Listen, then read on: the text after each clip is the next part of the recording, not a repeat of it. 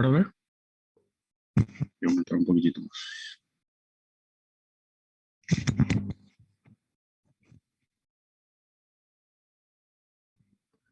Bueno, entonces como estamos en la unidad 10 ya, lesiones por arma de fuego, y vamos a dar el concepto de lo que es arma de fuego. Se llaman armas de fuego porque las primeras fabricadas lanzaban una llamarada por la boca del cañón. O sea, las primeras que fueron manufacturadas, eh, al efectuar el disparo por la boca del cañón del arma salía una llamarada. Entonces, en esa época las balas no eran fabricadas, o sea, no teníamos balas como hoy conocemos. Entonces se cargaba la pólvora en el cañón, luego se ponían los perdigones, ¿verdad? Las balas o algún proyectil, y luego socábamos con un instrumento que era como si fuese un pequeño piloncito. Entonces, como la propia pólvora estaba dentro del cañón, al hacer la ignición salía la llamarada. O sea, actualmente ya no se usa ese tipo de tecnología, ya es obsoleto. Entonces, la pólvora está dentro de la propia bala, encapsulada dentro. Pero sí continúa saliendo una llamarada. Bueno, se llama arma de fuego porque las primeras fabricaban lanzaban llamaradas por la boca del cañón, y el proyectil disparado es un elemento contundente. Hablábamos que contundente era que cuando no tenían filo. Entonces las heridas que producen son contusas. Definición de balística, que es la rama de la criminalística que estudia las armas de fuego en general. Entonces determina sus características y la del proyectil. El proyectil, antes de ponerse en acción, se llama bala, y la balística es la parte de la física que estudia la bala y el proyectil cuando éste se encuentra en movimiento. Entonces acá ya tenemos más algunas ciencias que están atreladas a la medicina legal. Ya tenemos acá, ya hablamos de física, hablamos de trayectorias, de fuerza, de impacto. Entonces más ciencias están apareciendo acá que están correlacionadas con la medicina legal.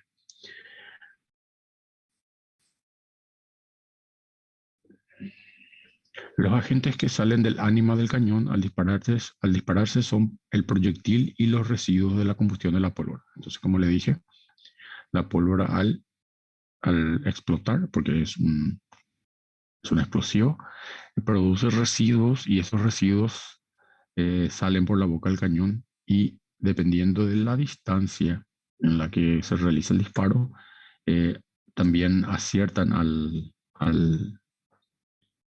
sujeto, digamos, o al objeto que estamos disparando. Entonces, los agentes de los agentes que salen del cañón al dispararse son el proyectil, que es nuestra bala, y los residuos de la combustión de la pólvora.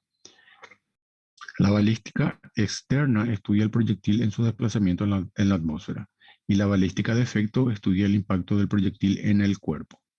La balística forense establece la información del arma, calibre, momento y forma en que se ejecutó el disparo, y otras circunstancias que sirvan para esclarecer los causales que ocasionaron heridas y muertes en casos judiciales. Se fundamenta en que no existen dos armas del mismo tipo que produzcan un disparo igual. Por más que tengamos dos armas del mismo fabricante, del mismo lote, usemos balas del mismo fabricante, del mismo lote, al dispararla, la impresión que queda por la bala y el formato que toma la bala al impactar en el cuerpo nunca van a ser iguales. Es como si fuera que cada disparo tenga su propia cédula de identidad, como nuestras impresiones digitales. Entonces cada una va a ser diferente de la otra. Y eso nos hace que podamos hacer la forénsica. Entonces, con eso vamos a poder establecer, bueno, si fue un tipo de arma X, si es el arma de la persona, del asesino, o de la persona que efectuó el disparo, si realmente es la bala salió de esa arma. Entonces, con eso podemos establecer eso. Tipo de lesión que producen las armas de fuego. Bueno, tenemos varios tipos de disparos, te voy a decir así. Tenemos el disparo a boca de jarro, el disparo a quemarropa, el disparo a corta distancia y luego a larga distancia. El disparo a boca de jarro también se le conoce como cañón tocante, o sea, el cañón del arma está en contacto con la superficie en la cual, en el caso del cuerpo o en donde estamos disparando, ¿verdad? Realizado en contacto directo entre la boca del arma de fuego y el cuerpo, generalmente la piel o la ropa en todo caso, ya sea por el contacto firme o blando, o sea, se produce el disparo presionando, puede ser un contacto firme, o sea, el revólver o la pistola firmemente presionado contra el cuerpo o blando, una presión no tan fuerte. Bueno, se caracteriza por el orificio de entrada. El orificio de entrada tiene una forma estrellada que se le llama boca de mina o de Hoffman. Todos estos gráficos, estas figuras, están todo en el video. Entonces, para que puedan ilustrarse mejor después, eh, abren el video y miran y ahí van a entender exactamente cómo es esta boca de mina o de Hoffman. Parece una pequeña estrellita. Dicho orificio tiene bordes desgarrados, irregulares y ennegrecidos en su cara interna por la pólvora quemada incrustada. Puede haber arrancamiento cutáneo. Esto es evidente cuando el plano subyacente es dado por hueso, como ocurre en el cráneo. Entonces, cuando hay un disparo que se ejecuta en un lugar anatómico donde haya hueso por detrás, como el cráneo o la pelvis o en el esternón, entonces se produce un arrancamiento cutáneo, además del orificio de entrada propiamente dicho. Entonces, cuando tenemos algo duro por detrás, como un hueso, un pedazo grande de hueso, vamos a tener también un arrancamiento cutáneo.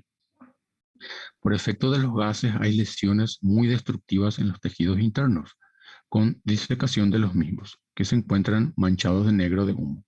Así podemos identificar el signo de Benassi cuando se localiza un anillo de ahumamiento concéntrico al orificio de entrada en la cara o tabla externa del hueso craneal, con despegamiento de los tejidos blandos, incluido el periósteo. Entonces, tenemos acá ya dos nombres que tenemos que aprender, que es la boca de mina o de Hoffman y el signo de Benassi. Luego, otro tipo de disparo es el disparo a quemarropa. Cuando el sujeto que recibe el disparo se encuentra dentro del alcance de la llama que produce quemadura en la ropa o en el cuerpo. Entonces, por eso es quemarropa, porque la llama que salió de la boca del cañón alcanza al cuerpo y produce una pequeña quemadura.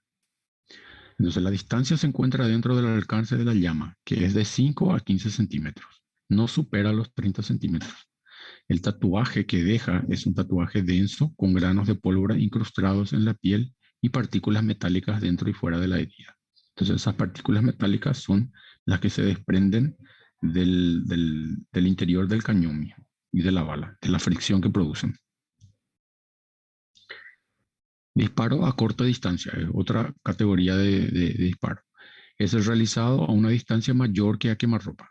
Habíamos dicho que no supera las 30 centímetros el quemarropa. Entonces, por encima de los 30 centímetros, estamos hablando ya de corta distancia.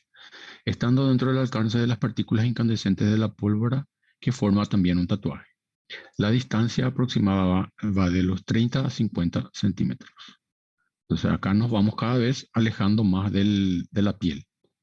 Teníamos en contacto directo, que puede ser firme o blando el contacto, que se llamaba boca de jarro, luego quemarropa, un poquito más alejado, un poquito más alejado ya es corta distancia y luego ya es larga distancia. Por encima de los 50 ya se considera larga distancia. La herida es similar a quemarropa, quitando los efectos que produce la llama. La llama solamente alcanzaba de 5 a 15. Entonces, los restos de pólvora no suelen pasar de los 50 centímetros de distancia, alcanzando poco más los de pólvora quemada. Las heridas que producen las armas de fuego, ¿cómo son esas heridas? Son heridas causadas por el proyectil y los elementos acompañantes impulsados por la fuerza expansiva y propulsiva de la pólvora. Estamos hablando acá cuando es un disparo a una corta distancia, vamos a tener también, aparte del orificio de entrada producido por el proyectil, vamos a tener también las lesiones producidas por las partículas y por la pólvora misma, inclusive la llama. Las heridas por arma de fuego deben considerarse como heridas contusas, cuya etiología imprime características particulares que permiten identificarlas. El proyectil deja en su paso a través del cuerpo un orificio de entrada, un trayecto y un orificio de salida que puede faltar. A veces la bala, el proyectil va a quedar preso dentro de algún órgano o cavidad, o entonces no vamos a tener un orificio de salida. Un proyectil se caracteriza por su calibre, su constitución, su peso y por el rayado de su superficie. Ese rayado de la superficie es la impresión digital de cada arma, que cada arma deja sobre la bala. Entonces es única. ¿Y cómo sabemos de cuál arma salió? Y bueno, hacemos un disparo y comparamos la bala que tenemos en nuestra mano con la bala que está en el cuerpo. Entonces ahí decimos, bueno, este proyectil sí salió de esta bala. Los tipos de efecto sobre el cuerpo. Vamos a tener un efecto explosivo, un efecto perforante y un efecto contusivo. El efecto explosivo de las armas de uso civil, como escopeta, revólver o pistola, se ven cuando el arma se apoya contra el plano corporal. Habíamos visto que cuando tenemos un hueso por detrás, vamos a tener ese efecto explosivo. Entonces, principalmente en huesos largos, como el cráneo o el esternón o la pelvis. Entonces, las armas de guerra producen efecto explosivo hasta 200 metros. El efecto perforante se observa en las lesiones causadas por armas cortas y el efecto contusivo se observa cuando la distancia es larga o en los casos de proyectiles de goma, que son las balas que usan la policía para reprimir las manifestaciones. Entonces, tenemos las balas de goma también.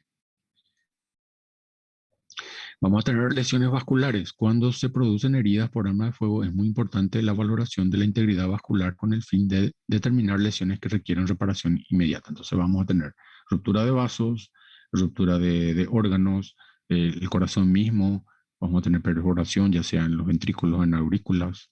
Entonces todo esto vamos a tener una lesión vascular. Y va a haber casos que no agarremos, la bala no perfora ningún vaso importante, entonces vamos a tener un sangrado mínimo. Clasificación de las armas de fuego. ¿Cómo vamos a clasificarlas? A efectos de clasificatorios podemos seguir varios criterios. Podemos clasificarlas según su alcance y en relación con la longitud del cañón. Entonces vamos a tener armas de fuego cortas y armas de fuego largas, siendo que las armas de fuego cortas son las que intervienen con mayor frecuencia en los asaltos criminales. ¿Por qué? Por su portabilidad. Es más fácil agarrar un arma de fuego corta y esconderlo en alguna parte de la vestimenta, ya sea en la cintura, en el bolsillo, en la botamanga del pantalón.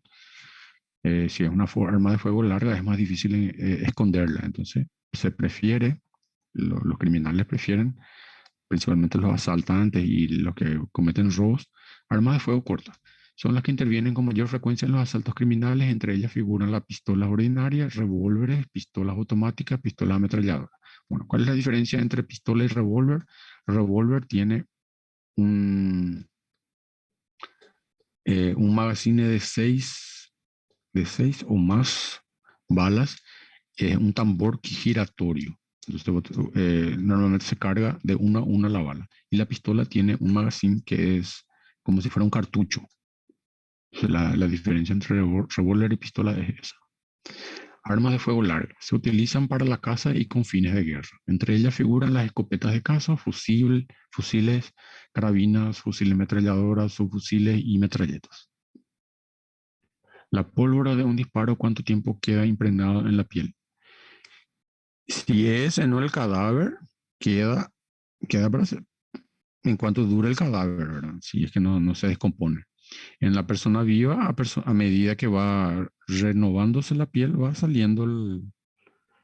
creando piel nueva, va descamándose, digamos, la parte quemada. Entonces, no sé si con eso te puedo responder bien.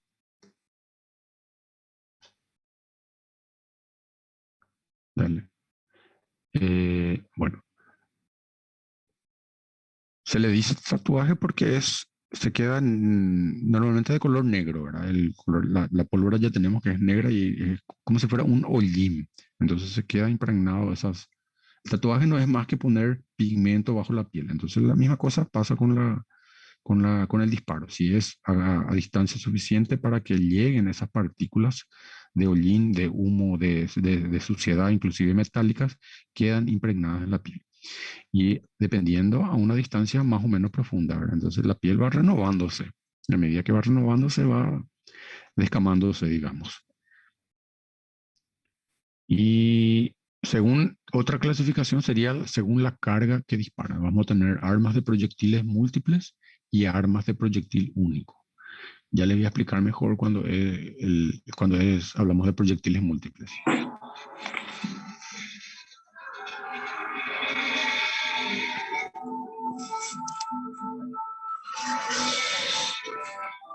¿Alguien va a preguntar algo? Javier, tu micrófono. Bueno, ahí tuvimos una pequeña interrupción. Bueno, tenemos ahora las lesiones por arma de fuego corto. No hay problema. ¿Cuáles son las características de las armas de fuego corto? De las lesiones de las armas de fuego corto. El proyectil simple produce una herida que puede constar de un orificio de entrada, un trayecto y un orificio de salida. Entonces, las características de las lesiones producidas por armas cortas son un orificio de entrada, un trayecto y un orificio de salida que no siempre va a estar presente. ¿Y cuáles son las características del orificio de entrada? El orificio de entrada tiene características generales que son producidas por la acción mecánica del proyectil al perforar la piel y especiales que dependen de la distancia que medía el arma y la víctima. Entonces permiten agrupar los orificios de entrada en los tipos siguientes. Vamos a tener un disparo de contacto, como ya habíamos visto anteriormente, un disparo a corta distancia, disparo de distancia intermedia y larga distancia. Y hay una categoría en especial que se llama por proyectil de rebote. El proyectil de rebote va a ser diferente en qué manera, porque hablamos de rebote, la bala va a impactar por una superficie, ya sea una pared o algo metálico, y va a modificar su forma con ese impacto, con ese primer impacto. Luego, por rebote, al impactar en el cuerpo, ya va a ser diferente al formato de una bala normal. Entonces, esa va a ser la principal característica que va a dar la diferencia. En lo relativo a los caracteres de las heridas de entrada, hay que considerar aisladamente el orificio de su contorno, llamado habitualmente tatuaje, constituido por una parte deleble que desaparece con el lavado y constituida por el depósito negro de humo y los granos de pólvora situados sobre la superficie de la piel o solo ligeramente incrustados en la epidermis. Entonces vamos a tener un tatuaje deleble y uno indeleble, uno permanente. El tatuaje indeleble formado por los granos de pólvora firmemente incrustados en la dermis y la quemadura producida por la llama, que es mecánica del lavado. Entonces, el tatuaje puede ser deleble e indeleble. Entonces, con un lavado vamos a poder sacar en algunos casos y con un lavado en algunos casos no vamos a poder sacar.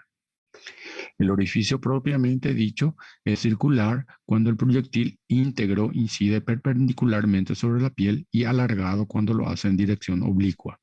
Y también en el caso de cuando tenemos por rebote, el orificio va a ser diferente. Entonces, mucho ojo acá. Vamos a tener el anillo de enjugamiento que circunda el orificio y tiene forma de un reborde negruzco que se debe al polvo y lubricante que el proyectil arrastra a su paso por el cañón y de los cuales se enjuga en la piel. Entonces, esa bala que pasa por el cañón va a arrastrar todos esos residuos y va a arrastrar también al lubricante que normalmente se le deja en el cañón y va a quedar impregnado eso en la piel. El médico forense está obligado a encontrar la bala dentro del cadáver en el caso de que solo se vea un orificio de entrada y no de salida. Normalmente se hace una radiografía para ver en dónde quedó la bala. Y sí, todo disparo que nos llegue en urgencia, que vemos que es de arma de fuego, tenemos que notificar eso sí o sí. Vamos a hablar también de eso. Va a haber casos lógicos que tenemos que saber dónde está la bala. Entonces, ¿qué nos va a ayudar? Principalmente el rayo X es una tomografía. Entonces, la bala a veces puede viajar, migrar, inclusive en lugares bien lejos del orificio de entrada. Y sí, tenemos que encontrar y va a haber casos que sí vamos a tener que sacar y va a haber casos que no, dependiendo de dónde esté alojado, no vamos a poder sacar y se deja ahí.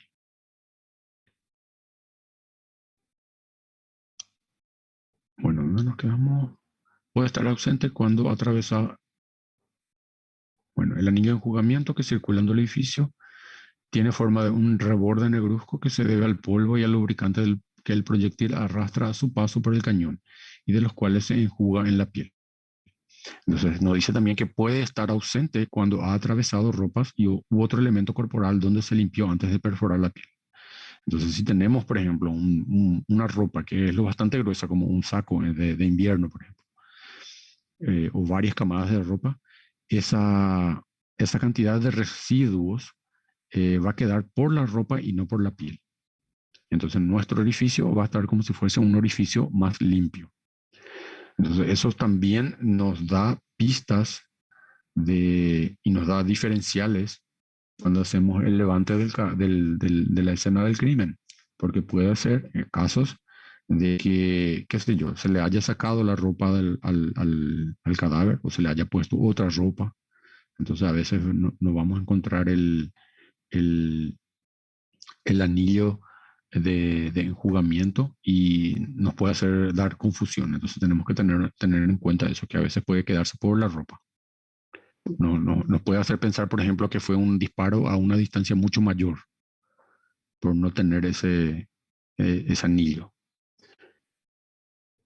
Bueno, luego tenemos el anillo de contusión que se llama cintilla erosiva. En algunos casos, doctor, la bala no permanece completa, se encuentra por fragmentos, aún así estos deben ser entregados al personal de balística. Sí, porque toda pista que tengamos puede ser importante para delucidar el crimen en este caso. Entonces sí, todas las pistas que podemos dar tenemos que acercarle al forense, a la policía, a los órganos que nos pidan, ¿verdad? Cada pista es importante.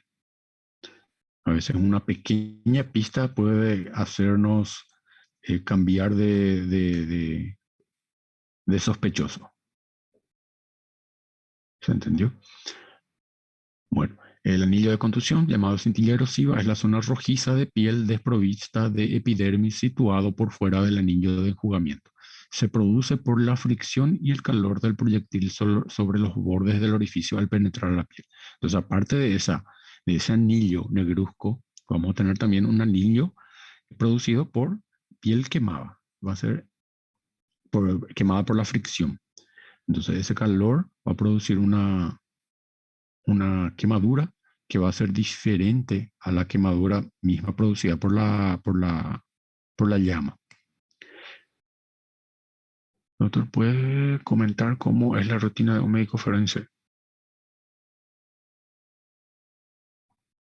Y normalmente siempre que hay algún hecho punible, ya sea un asesinato, un suicidio, siempre se le llama al forense. Y bueno, no estoy muy al tanto del checklist que ellos hacen, ¿verdad? Pero hacen el levantamiento de la escena de crimen, luego hacen el levantamiento del cadáver, le sacan fotos, sacan las muestras, ponen en bolsitas que son libres de contaminación, ¿verdad?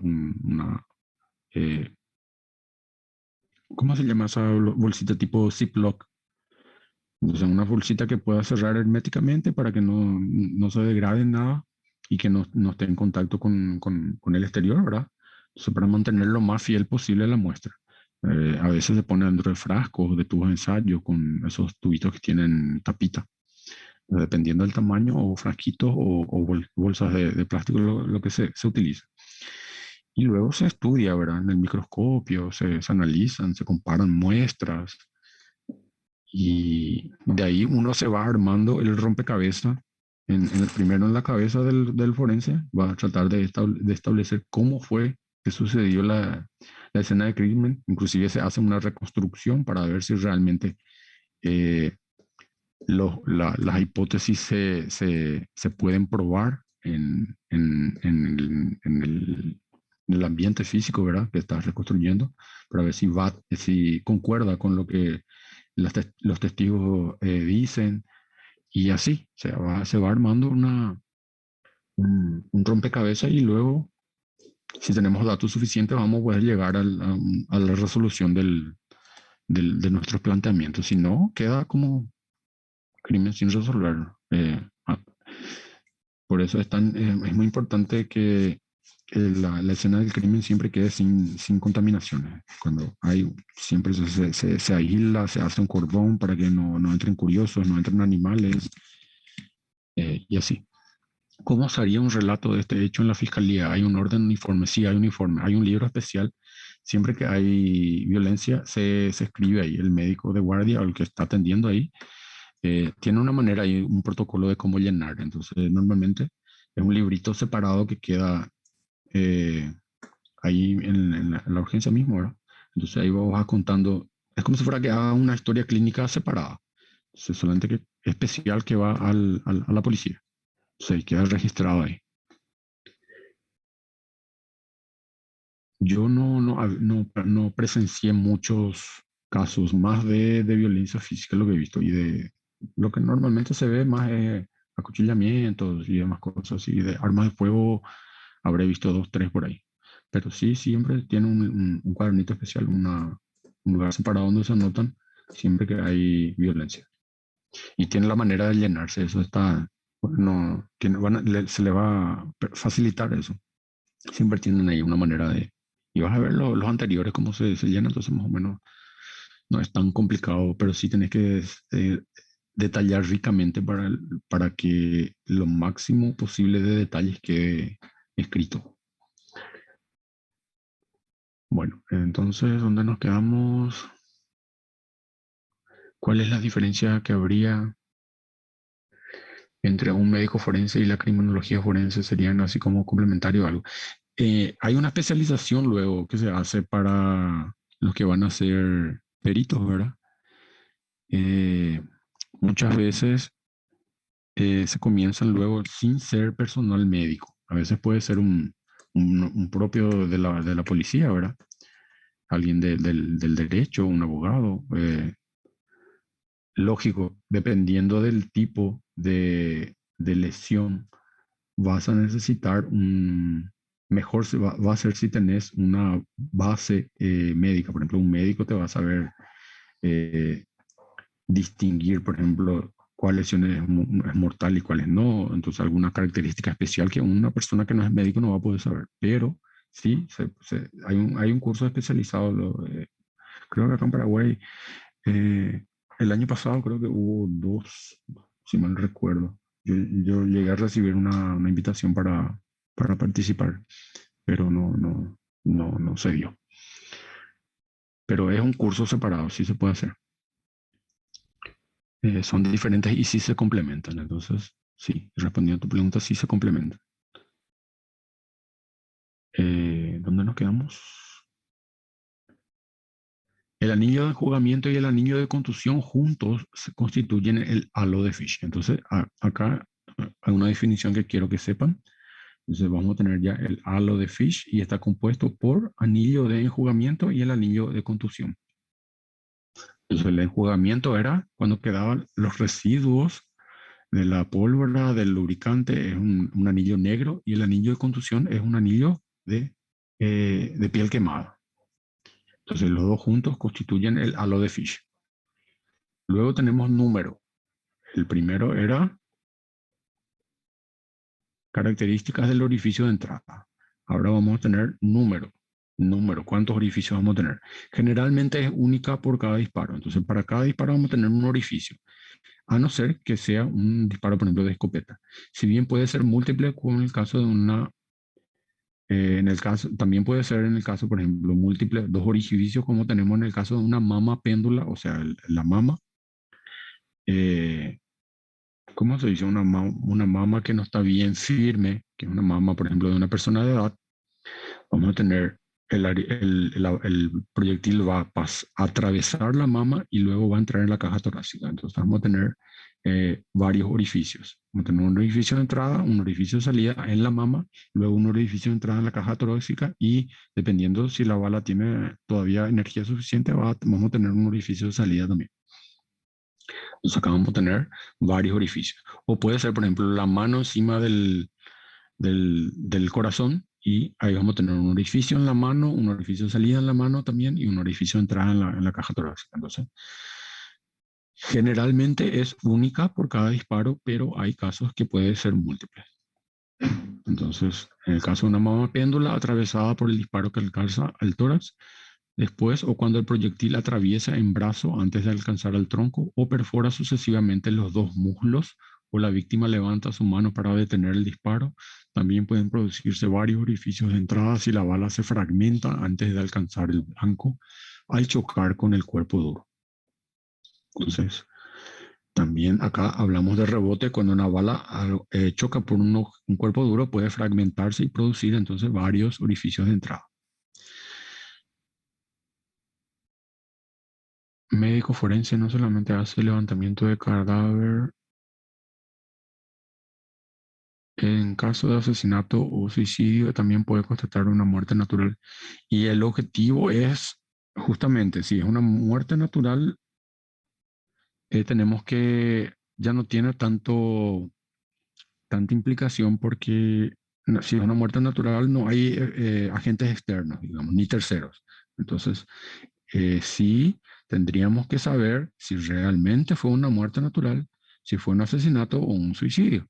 Pero una muerte natural no va a tener un orificio de entrada por un arma de fuego. Entonces ahí medio que,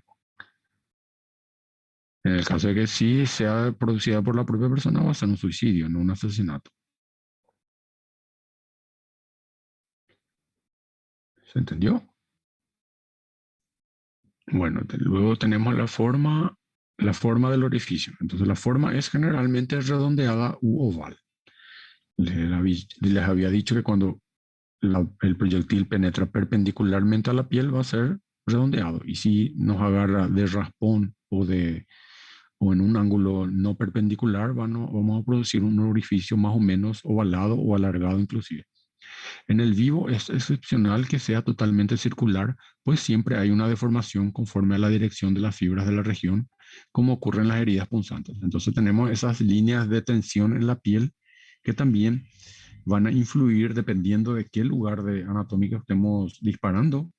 Va a influir también en el formato circular del orificio de entrada. Entonces, no siempre vamos a tener un circulito perfecto. Eh, en las heridas hechas a gran distancia del orificio adopta la forma de un ojal o hendidura. El ojal es el, la casa del botón, ¿verdad? A casa del botón. Eh, tiene un orificio de hendidura.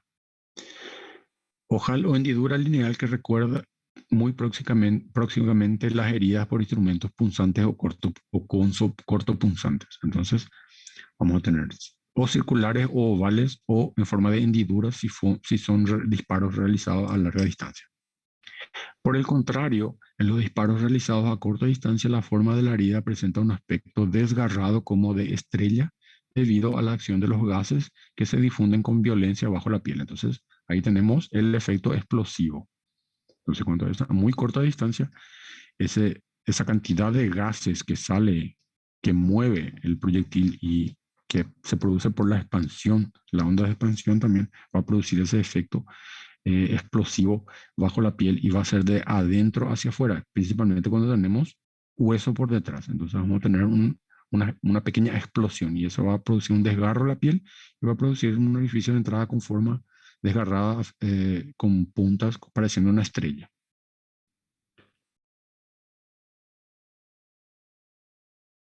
Bueno, luego tenemos la puerta de entrada. ¿Cuál va a ser la puerta de entrada de un proyectil? Entonces, puede ser la piel propiamente dicho o alguna parte del cuerpo o por un orificio de entrada natural. En el caso de la entrada por orificios o cavidades orgánicas, puede ser la boca, puede ser el oído, puede ser otros lugares, otras cavidades, ¿verdad? No es muy común, pero principalmente boca. Hay gente que, o sea,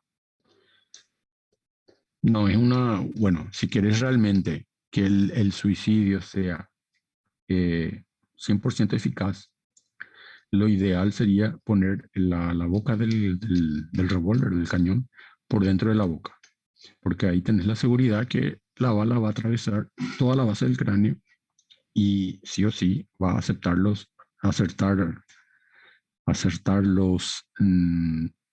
la parte cerebral más interna, que es la que es encargada de las partes eh, latido del corazón, respiración, todo lo que es el autónomo. Entonces, la mejor manera de efectuar un suicidio 100% eficaz sería, según las recomendaciones de especialistas, ¿verdad? Que pongas el cañón dentro de la boca. O sea, a veces uno quiere suicidarse y pone, qué sé yo, enfrente a la sien, enfrente a la frente.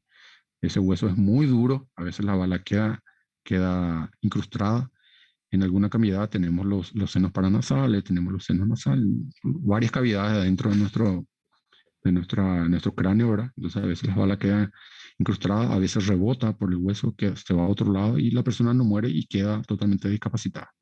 Entonces la mejor manera para los que realmente quieren completar un suicidio muy buen, 100%, es poner dentro de tu boca y ahí efectuar el disparo. Entonces, la puerta de entrada va a ser piel propiamente dicha o alguna cavidad orgánica. Vamos a tener plano de ropa. En las ropas puede encontrarse el signo del calcado. Es como si fuera que se hace ¿cómo se dice en portugués calcado? Cuando pones un papel encima del dibujo, su consejo da miedo. Bueno, pero hay que saber, hay cosas que es mejor saber que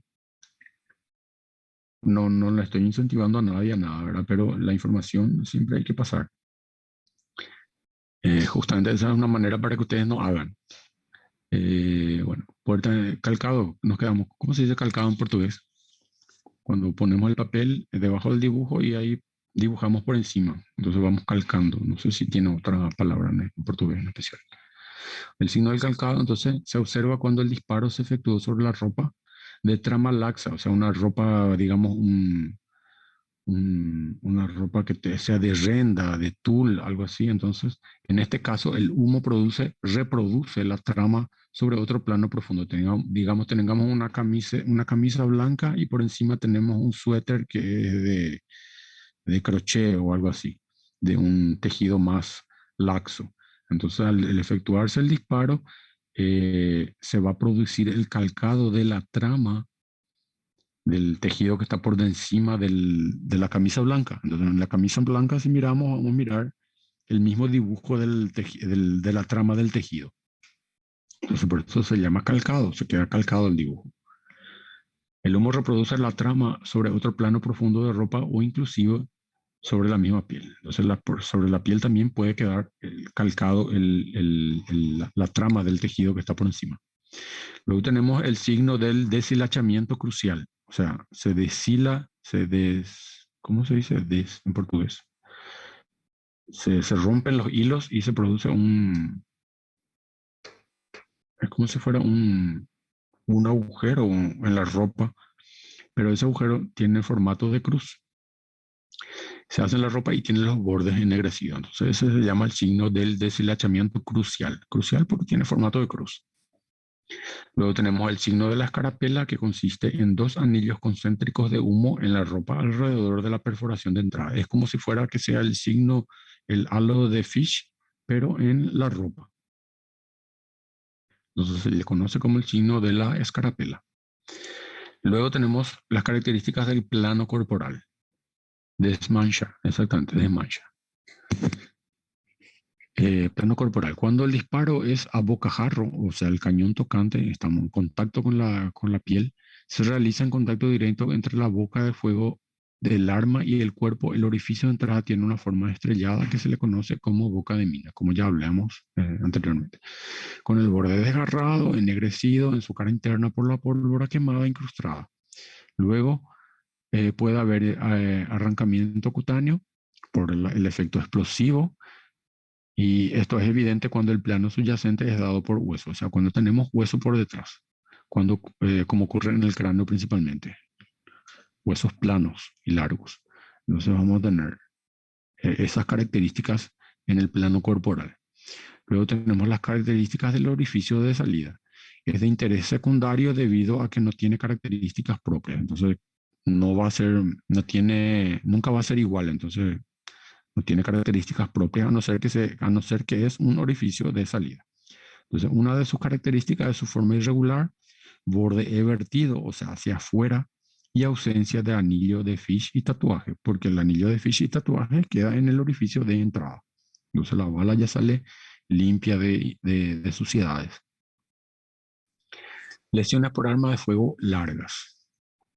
Las heridas producidas por el proyectil de escopeta son diferentes, puesto que el cartucho está compuesto por pequeñas esferas de plomo llamadas perdigones, que a medida que avanzan se alejan entre sí. Por lo tanto, con respecto a la distancia del disparo tendremos mayor área impactada. Como les dije, había armas de proyectil único y de varios proyectiles. Entonces acá la escopeta es, mismo que tengamos una sola bala de escopeta, está constituida por varios proyectiles que están dentro de la cápsula, y esos proyectiles pequeños se llaman perdigones. Entonces hay de 15, de 12, de 9, dependiendo del tamaño de la escopeta y del proyectil. Entonces a medida que esos van saliendo, esos proyectiles se van separando entre sí y van produciendo un área de impacto mayor. Digamos, va a ser diferente una escopeta disparada a 1 metro y una escopeta disparada a 10 metros. El área de afección en el cuerpo va a ser mucho mayor. Por lo tanto, con respecto a la distancia del disparo, tendremos mayor área impactada. Por ejemplo, en el momento de efectuarse un disparo a la salida del caño, los proyectiles hacen bala, o sea, se ponen uno atrás de otro. Actúan como un proyectil único. A partir de ahí se dispersan y abarcan rostro a los 5 metros de distancia, rostro y cuello a los 10 metros, rostro, cuello y tronco a los 15 metros, y si abarca abdomen, el disparo fue de 25 metros. O sea, si ponemos, por ejemplo, un maniquí de goma y le disparamos con una escopeta a 5 metros de distancia, o sea, le miramos la mira va a estar siempre en la cabeza. Disparamos a 5 metros de distancia y el área afectada que vemos va a ser rostro.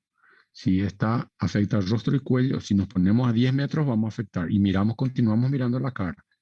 Vamos a tener un área impactada que va a abarcar rostro y cuello.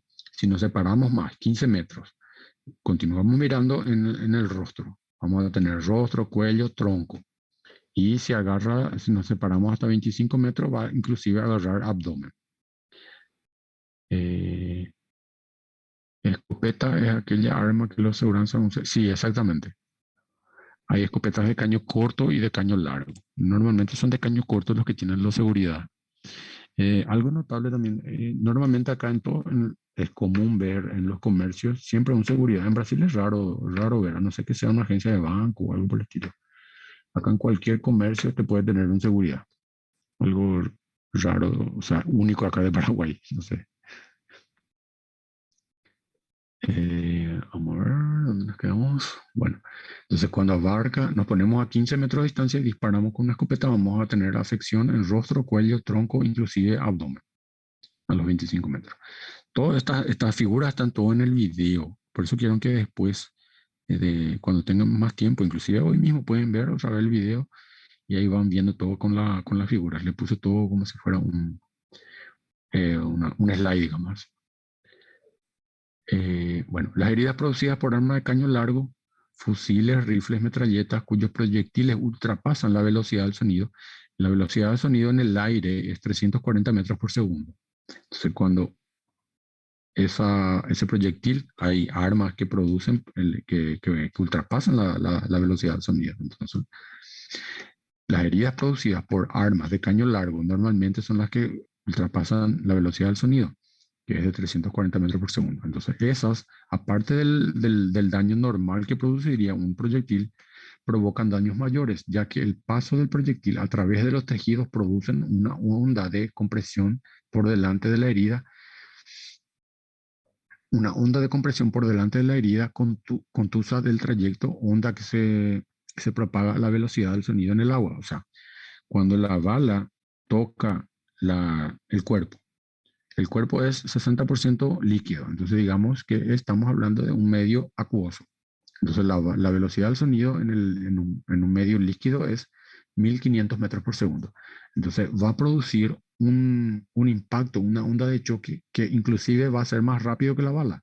Entonces, dependiendo de la cantidad de energía que tenga, esa onda de choque, que es de breve duración, hace que se eleve tanto la presión en el tejido, va a causar una severa laceración en tejidos como cerebro, hígado, músculos, que son tejidos más friables, y además de producir un fenómeno de cavitación alrededor del trayecto. Cavitación es cuando un gas se expande tan rápidamente que es como si fuera una burbuja ¿viste las burbujas de jabón que hacemos? La cavitación es la misma cosa, solamente que en vez del interior de la burbuja ser constituido por aire que nosotros soplamos con la pajita, va a estar constituido por vacío, vacuo. Entonces esa burbuja de vacuo se expande y luego se contrae y produce una pequeña explosión. Y esa pequeña explosión inclusive carcome metal, tanto que en las turbinas eléctricas la cavitación es un efecto no deseable.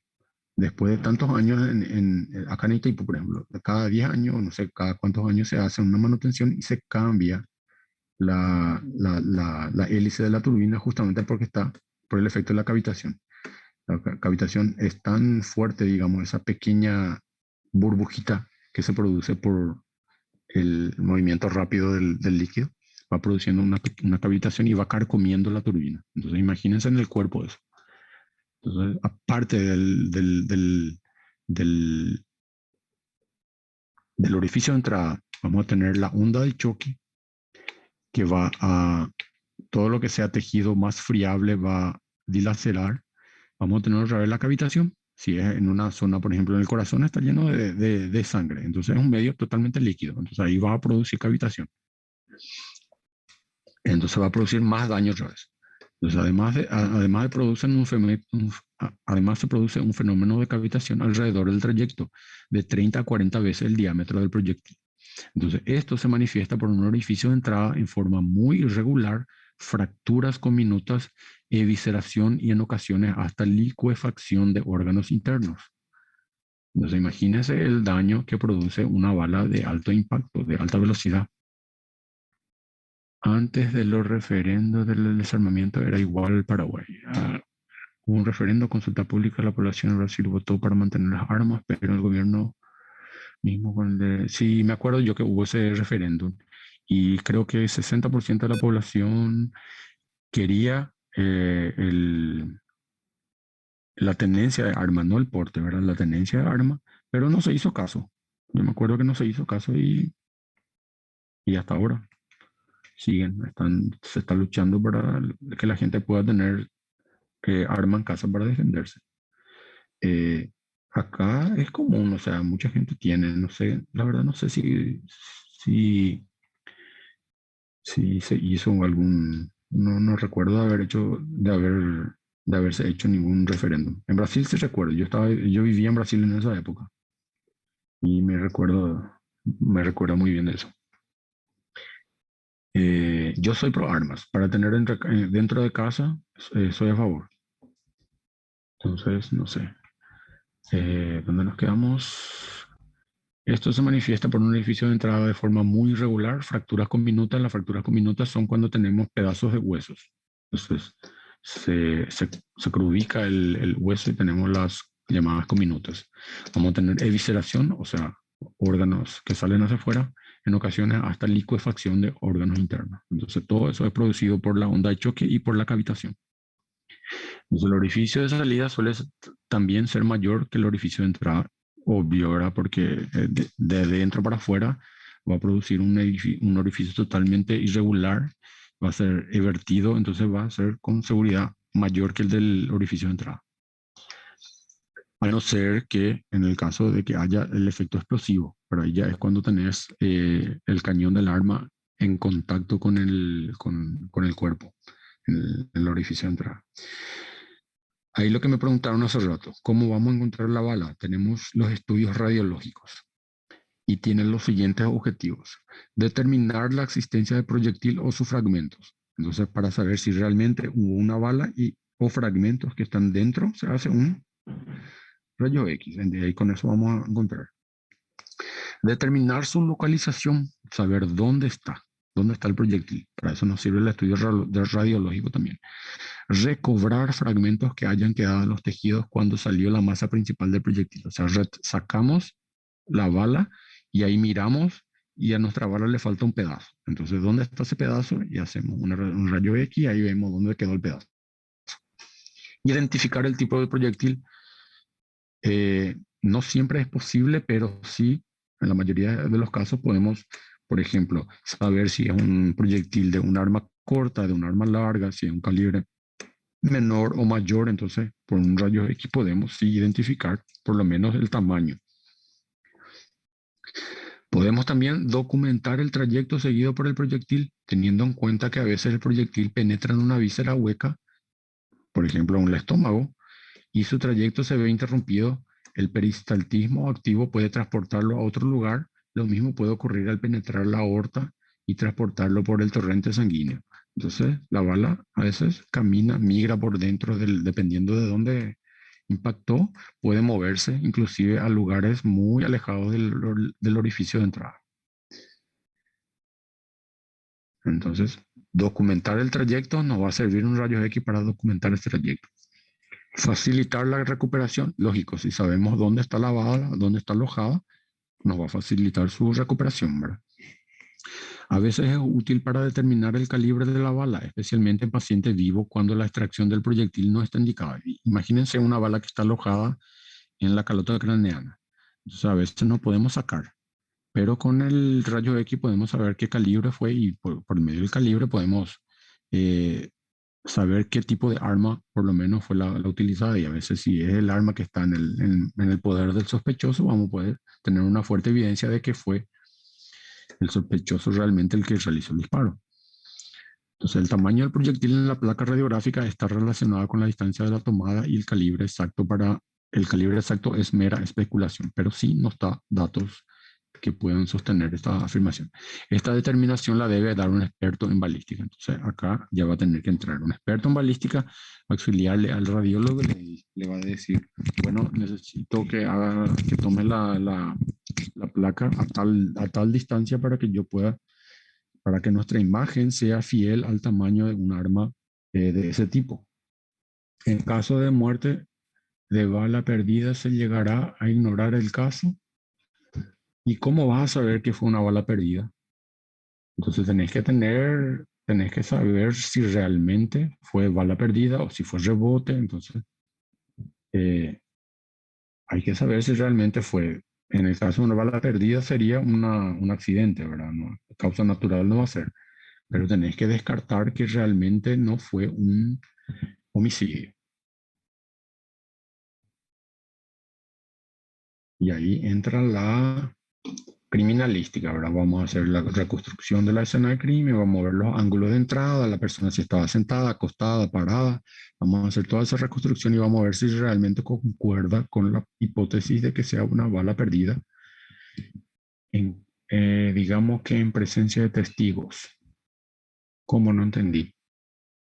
O sea, los testigos vieron que fue realmente una bala perdida. Eso es lo que me querés decir.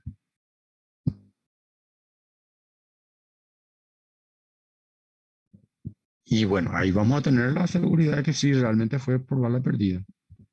Si hay testigos, bueno, tenemos la palabra del testigo. Se le clasifica como accidente, sí, exactamente. A no ser que haya, por ejemplo, en la cercanía algún caso de algún disparo, por ejemplo. Hubo, qué sé yo, un motín o hubo un asalto y hubo disparo al aire. Entonces ahí vamos a saber de dónde partió. Podemos saber de dónde partió, si fue de la policía, si fue del asaltante, del ladrón. Entonces, si es que fue, digamos, en Año Nuevo hay bala perdida. Entonces ahí va a ser complicado porque hay muchos lugares donde de donde pudo haber venido el disparo. Pero si fue un día normal del año, un día laboral, y tenemos el caso de una bala perdida, tenemos testigos de que presenciaron que la persona cayó en el piso, cayó muerta y vemos que tiene un orificio de bala en la cabeza. Y luego tenemos el informe de que hubo, qué sé yo, un asalto a, qué sé yo, 50, 100 metros. O sea, ahí podemos saber de dónde vino el disparo. Y entonces ahí se le puede clasificar como accidente. Sí, va a ser siempre un accidente, pero en el caso de que sea del arma del ladrón, va a entrar con la estadística de homicidio. Es un caso medio, la verdad nunca he visto ningún caso así, pero puede suceder. Es normal, las personas en Año Nuevo sí. Bueno, últimamente ya no, ¿verdad? Cuando yo era más chico, siempre decía, bueno, a las 12 todo el mundo abajo del techo porque hay mucha bala perdida. Y dependiendo de la zona, en el interior es bastante común. Y bueno, Ciudad del Este pues, es interior también. Sí, entonces es relativamente común. Bueno, facilitar la recuperación a veces es útil para determinar el calibre y hay que llamar a un experto en balística para ese caso. En el caso de que no podamos sacar la bala y para saber qué tipo, vamos a llamarle a un experto en balística para que examine la radiografía. Bueno, puede determinar la causa de fracturas en cadáveres esqueletizados. Por ejemplo, si encontramos un cadáver ya descompuesto, que ya es puro hueso, y vemos huesos fracturados, ¿cómo vamos a saber si es que realmente fue una fractura o si fue, por ejemplo, producida por un arma de fuego?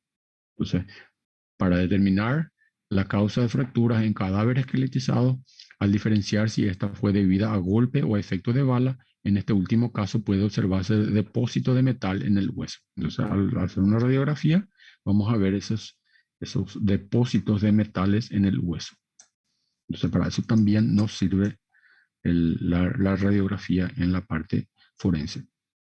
La radiografía puede dar imagen del trayecto del proyectil, pero no identifica el orificio de entrada, salida ni el calibre. Entonces, si tenemos una radiografía que está presente la bala, no nos va a dar la imagen, no nos va a dar el trayecto, no nos va a dar el orificio de entrada ni el orificio de salida. Solamente nos va a dar la presencia del proyectil.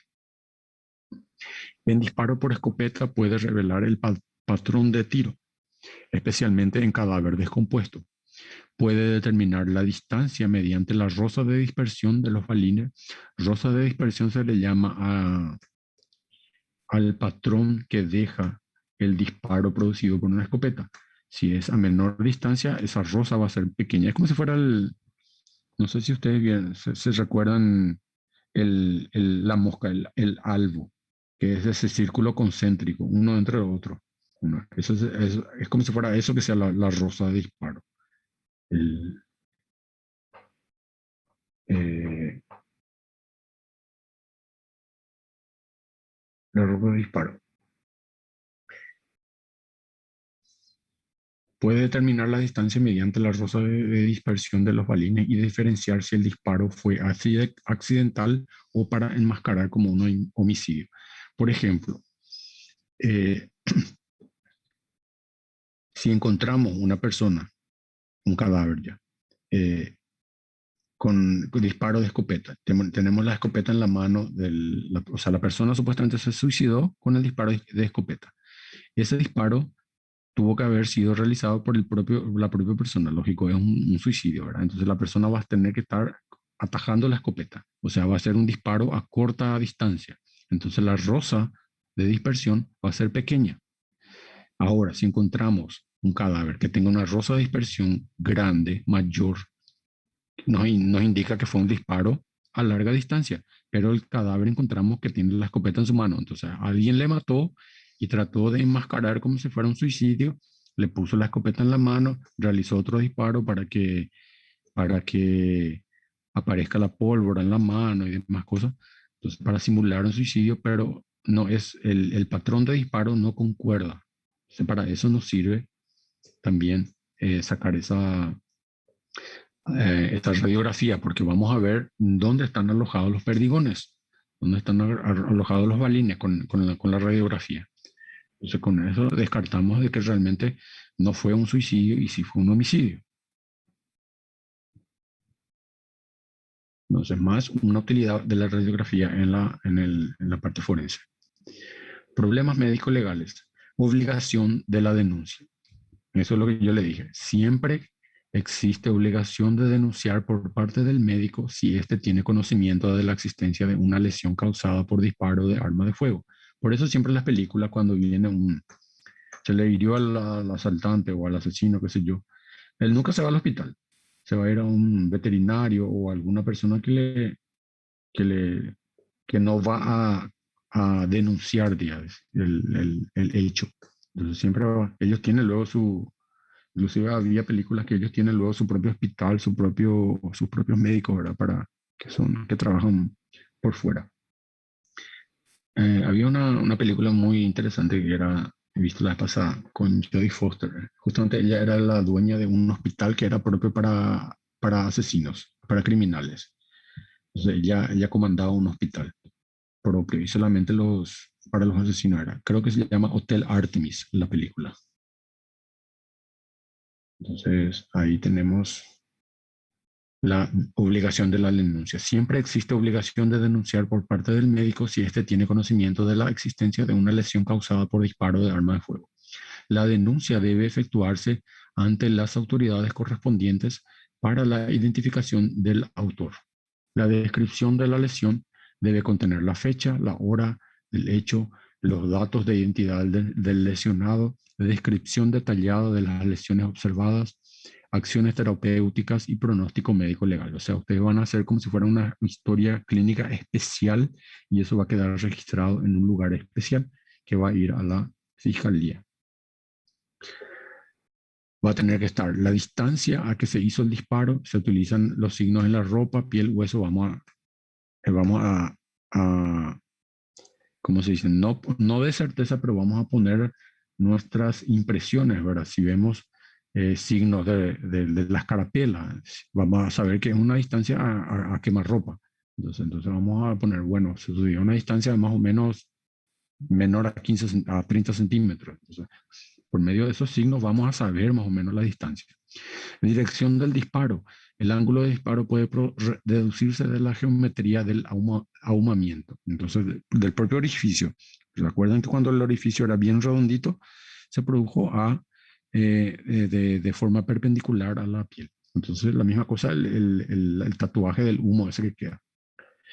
Va a ser redondo o más o menos alargado. Entonces, por eso podemos suponer la dirección del disparo. El tatuaje de la pólvora o de la quemadura de la piel también nos va a dar una impresión de qué ángulo fue el hecho el disparo. Un impacto en ángulo recto producirá una zona circular en la piel, mientras que un impacto oblicuo resultará en una marca elíptica. Entonces, todo eso vamos a tener que ir poniendo en nuestro informe.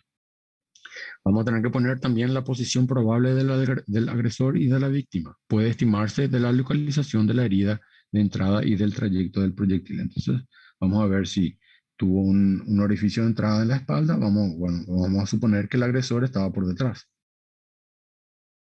El orden de las heridas. Cuando hay dos heridas, la primera puede presentar hemorragia y cuando ya hay varias, la última es la más grave. Entonces, a medida que hay más orificios de entrada, más se lastima la piel y más se lastiman los órganos, entonces más hemorragia vamos a tener. Lógico, la última, cuando ya la persona ya está casi sin sangre, va a tener menos sangre, ¿verdad? Vamos a poner también el grado de supervivencia. De menor a mayor supervivencia están las heridas que afecten cerebro. O sea, si hubo afección de cerebro, vamos a poner que es una menor supervivencia. Luego corazón, grandes vasos, abdomen, pulmones y miembros. Los que menos riesgo ofrecen son las heridas, los orificios producidos en miembros. Normalmente siempre por eso dicen, cuando hay conflictos, dicen, ¿por qué la policía no le disparó en la pierna? Y bueno, eso no se puede. Eh, Naturaleza ante mortem del disparo. Vamos a tener que poner también en nuestro informe si realmente fue una herida estando la persona viva. Y como sabemos eso, los criterios macroscópicos se basan en el anillo de contusión. Va a haber hemorragia, va a haber hemobroncoaspiración en el caso de que el disparo sea hecho efectuado en el tórax. Va a haber sangre que va a penetrar en los bronquios, inclusive en la tráquea, dependiendo del lugar. Entonces va a haber hemobroncoaspiración, va a haber embolismo pulmonar. Los criterios microscópicos son, o sea, los que miramos en el microscopio ya después sacadas las muestras. Entre otros son la infiltración hemorrágica en los tejidos, la positividad para adenosintrifosfatasa, que es un examen laboratorial que se hace. Vamos a ver esterasas inespecíficas y amilopeptidas. Vamos a ver aumento de histamina, serotonina, alfa-esterasa y agregación plaquetaria. Todo eso son señales de que la persona estaba todavía viva cuando se estaban efectuando los disparos.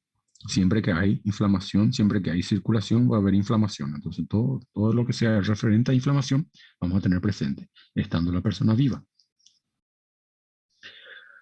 Manera de muerte se fundamenta en los aspectos siguientes: el escenario de la muerte, orden o desorden, manchas de sangre, localización del arma. Examen en el cadáver, vamos a tener la localización de la herida mortal, número de heridas mortales, dirección del trayecto, heridas de defensa.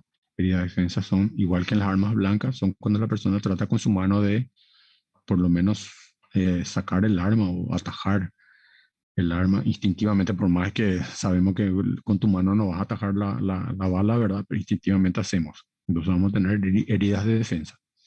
Características del orificio de entrada. Vamos a hacer examen en las manos de la víctima. Vamos a hacer investigaciones complementarias, ya sea el antecedente de la víctima, salud, finanzas, todo, situación amorosa, negocios, para saber si realmente pudo haber sido un suicidio o no. Vamos a hacer examen en el arma, defectos de fábrica, microscopía electrónica del proyectil. Vamos a comparar si el proyectil realmente salió de tal arma. Todo eso se hace en la parte ya del forense, ¿verdad? Luego tenemos la prueba de la parafina, que es para la prueba de la parafina es una prueba que se hace para ver si la persona que disparó normalmente va a tener residuos de pólvora y quedan en la mano de la persona que disparó. Entonces se hace esa prueba de parafina para ver si en la mano de esa persona, del sospechoso, estuvo realizando algún disparo o no. ¿Y cómo se hace esa prueba de parafina? La parafina es un metal sólido. La parafina es la cera esa, lo que se hace la vela, ¿verdad? Es un material sólido que se derrite y se torna aceitoso. Con la misma se pinta la mano del sospechoso de haber disparado el arma de fuego. Pintado se cubre con una gasa y se vuelve a pintar, que se hace como si fuera un yeso. Se pone parafina, se pone gasa y se pone parafina. Se hace como un guante. La misma cosa cuando hacemos el yeso. Pintado se cubre la grasa y se vuelve a pintar. Por medio de un proceso químico se detectan los nitritos, que son productos de la transformación de la pólvora. No se debe ignorar que el producto de la deflagración de la pólvora, los productos nitratados, si están presentes en el dorso de la mano, pueden no corresponder al disparo del arma de fuego. Por ejemplo, en un forcejeo de la mano, cuando hay una pelea, por ejemplo, el agresor, el agredido trata de sacarle el arma y se efectúa el disparo. Entonces la pólvora también, los productos de los nitritos van a estar también en la mano del agredido. Entonces, en un forcejeo, por ejemplo, la mano de quien no empuñó el arma pudo haber sido contaminada con los residuos de la pólvora escapada en el momento del disparo. También se debe considerar que algunas personas tienen por su profesión contacto con sustancias nitratadas. Los nitratos están en los abonos, están en productos de revelación fotográfica. Entonces todas esas personas, esos profesionales que están en contacto con sustancias nitrogenadas, al hacerse una prueba de parafina, va a dar positivo. Entonces tenemos que tener en cuenta eso. La prueba de parafina es utilizada como medio de orientación y no de certeza. Una prueba de parafina negativa no indica tampoco que la persona no haya efectuado el disparo. Mismo que se lave con jabón. Al lavar con jabón sí sacamos gran parte, pero siempre queda un resto. Entonces, si hicimos un buen lavado, puede ser que saquemos todo, pero a veces un lavado no se realiza, no da tiempo de que haga un buen lavado, por ejemplo. Entonces se le atajó al sospechoso y bueno, no le dio tiempo de lavarse correctamente. Entonces el lavado sí saca, pero no, a veces no lo suficiente. Y aparte que recuérdense que se quedan inclusive incrustados en la piel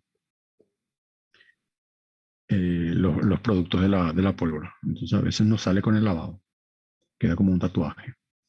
La prueba de parafina es utilizada entonces como un medio de orientación, nos da una idea, no nos da una certeza. Hoy en día se emplean tres métodos para el análisis de residuos de un disparo de arma a fuego. La activación de neutrones, la microscopía electrónica de barrido y la espectroscopía de absorción atómica sin llama. Entonces, la prueba de parafina se continúa realizando. ¿Por qué? Porque es barato. Es barato de realizarlo y sí te da una idea. Pero en el caso de que no encontremos, por ejemplo, podemos hacer estos otros estudios más sensibles que sí nos van a dar positividad a los residuos de la pólvora. Los residuos se recogen de la mano del sospechoso mediante hisopos de algodón humedecidos en ácido clorhídrico o en ácido nítrico. Para la microscopía electrónica se emplea material adhesivo, o sea, un pedazo de cinta scotch, un adhesivo. Pegamos en la piel y al sacar, ya sea estas moléculas quedan adheridas ya y eso se puede ver con el espectrógrafo.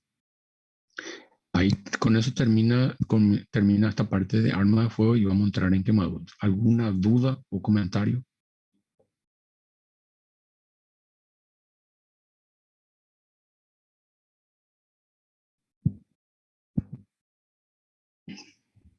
Bueno, entonces vamos a seguir. Tenemos el concepto de quemadura. ¿Qué es una quemadura entonces? Es un traumatismo debido a la acción sobre el organismo humano de la llama, del calor radiante, de líquidos o vapores a elevada temperatura, de sólidos al rojo o en fusión, y en los últimos años se han agregado lesiones por microondas. Entonces hay inclusive gente que ha filmado muerte de animalitos, de pequeños animalitos que le pusieron en el microondas y filmaron. Cada loco que vemos en YouTube. Entonces hay también quemaduras por microondas. Entonces, los traumatismos producidos por el efecto del calor, ya sea la llama, el calor radiante, o sea, el del sol o de algún otro objeto que esté muy caliente y en la cercanía de la piel, de líquidos o vapores de elevada temperatura, y de sólidos al rojo o en fusión, al rojo vivo, digo. Clasificación. Desde el punto de vista clínico se clasifican en 4 grados por su extensión y en profundidad. Entonces vamos a tener quemadura de primer grado, segundo grado, tercer grado y cuarto grado. Las quemaduras de primer grado se le llaman también eritema. Consisten en el enrojecimiento, la tumefacción y el dolor local. Entonces vamos a tener esos signos de inflamación. Calor, rubor, tumor y dolor. Entonces vamos a tener la típica quemadura de sol, cuando nos quedamos todos colorados como un locote cuando no nos pusimos protector solar. Luego tenemos la quemadura de segundo grado o flictena. Consiste en vesículas intraepidérmicas con halo congestivo que contienen un líquido albuminoso amarillento. Curan a partir de los márgenes, o sea, de hacia afuera para adentro, y restos de epidermis. Solo en ocasiones dejan cicatriz. Luego tenemos la de tercer grado o escara. Interesan todo el espesor de la piel. Entonces ya acá ya es epidermis y dermis. Son indoloras porque hay destrucción de terminaciones nerviosas. Entonces los grandes quemados, esa quemadura ya no duele. Ya no tiene más nervio, no tiene terminación nerviosa, entonces ya no duele. Curan a partir de los bordes y dejan cicatriz. Por lo general requieren injertos de piel. Luego tenemos las quemaduras de cuarto grado o carbonización, además de la piel y los tejidos blandos subyacentes, ya sea grasa subcutánea, músculo, etcétera, inclusive hueso.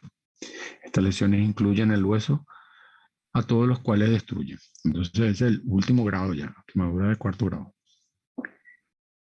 Clasificamos también según la superficie corporal quemada. Entonces, ¿cuánto de piel se quemó?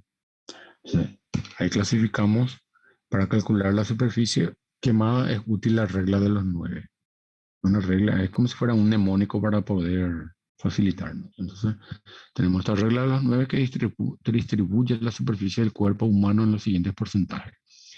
9% la cabeza, igual que a cada uno de los miembros superiores. O sea, cabeza 9%, un brazo, el brazo izquierdo 9%, brazo derecho 9%. 18%, que es 9 más 9, 18. Entonces, 18% cada uno de los miembros inferiores. Pierna, pierna izquierda 18%, pierna derecha 18%. 18% para área anterior del tronco. Entonces 9 más 9 también, 18. Entonces, para área anterior del tronco, 18%. Para área posterior del tronco, 18%. Y 1% para área genital. Entonces ahí tenemos la regla de los 9 porque siempre son múltiplos de 9. A excepción lógico del 1% que no es múltiplo de 9. Entonces, ¿cómo vamos a calcular en nuestra historia clínica? Bueno, vamos a tener tanto por ciento de piel quemada y cómo vamos a ver ese porcentaje usando esta regla de los 9. Lógico, no es exacto, ¿verdad? Pero nos da una aproximación. Pronóstico de sobrevida. El pronóstico de la vida de una víctima de quemadura depende de la superficie y no de la profundidad. Hasta el comienzo de la Segunda Guerra Mundial se consideraba que un área mayor al 50% de la superficie corporal era mortal. Entonces, la medicina evoluyó y ese porcentaje tuvo que aumentar para que sea considerado una lesión mortal. Entonces, hoy en día, 50% de cuerpo quemado, inclusive más, la persona todavía va a vivir. La muerte puede ocurrir por choque primario o secundario, el shock, estamos hablando acá, insuficiencia renal por hemoglobinuria, por insuficiencia suprarrenal y por septicemia. Entonces, cuando hay una quemadura grande quemado, se pierde la capa protectora de nuestro cuerpo, que es la piel. Entonces tratamos de hacer injertos o si no poner piel artificial o inclusive tapamos con gasa y suero para que no se pierda el líquido y no se llegue a una hipovolemia y llegar a un shock. Y tampoco para que haya una septicemia, porque la piel es una barrera contra los gérmenes que vienen de hacia afuera. Entonces, usamos gasa con suero fisiológico y dejamos todo tapadito ahí como si fuera una piel. Luego tenemos las lesiones por el calor.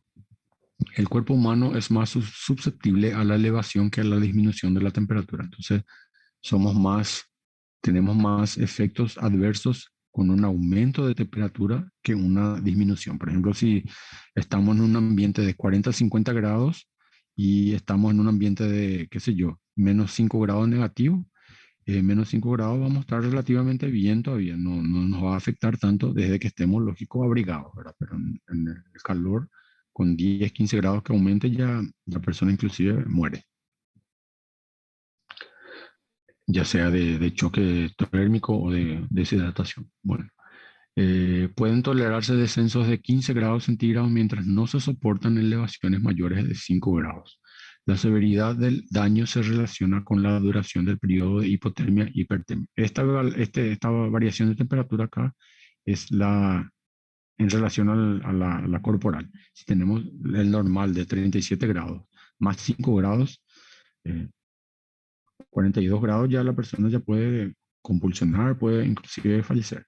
Y si está a 37 menos 15, ¿cuánto da 37 menos 15? 37, 37 menos 15. Bueno, digamos que la persona está en una tormenta de nieve y su cuerpo llega a 22 grados, puede sobrevivir todavía.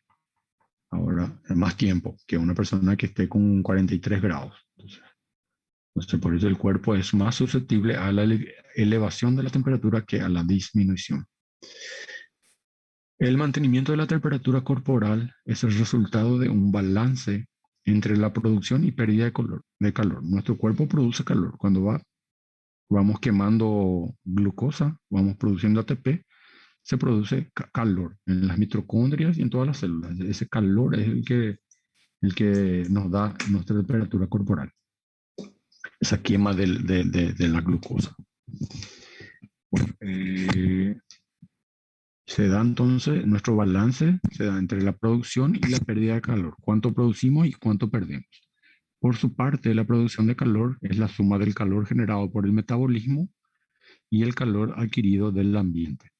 En cambio, la pérdida de calor tiene lugar por la conducción de la superficie del cuerpo a otro objeto o al aire. Entonces, si estamos en un ambiente más frío, la temperatura, el calor va a salir de nuestro cuerpo y va a irradiarse. Entonces ahí perdemos calor. Por radiación de rayos infrarrojos emitidos en todas las direcciones. Y por evaporación, respiración insensible y sudoración, la temperatura corporal por encima de los 42,5 origina severos trastornos funcionales, que son vasodilatación generalizada con disminución del volumen sanguíneo, vamos a tener pulso rápido, vamos a tener dilatación del corazón con disminución del trabajo cardíaco, vamos a tener estimulación del centro respiratorio con taquipnea, irregularidad y paro de la respiración. Entonces, imagínense todos los trastornos que da estar a una temperatura por encima de los 42 grados. Que nuestro cuerpo llegue a esa temperatura. Digo. Por eso cuando tenemos eso hay que bajar rápidamente la temperatura corporal. El ambiente caluroso puede afectar al organismo de tres modos distintos. Calambres por calor son característicos de pérdida aguda de sal. Puede compensarse mediante la administración de electrolíticos. Ahí tenemos los Powerade, Gatorade, algunas cosas así.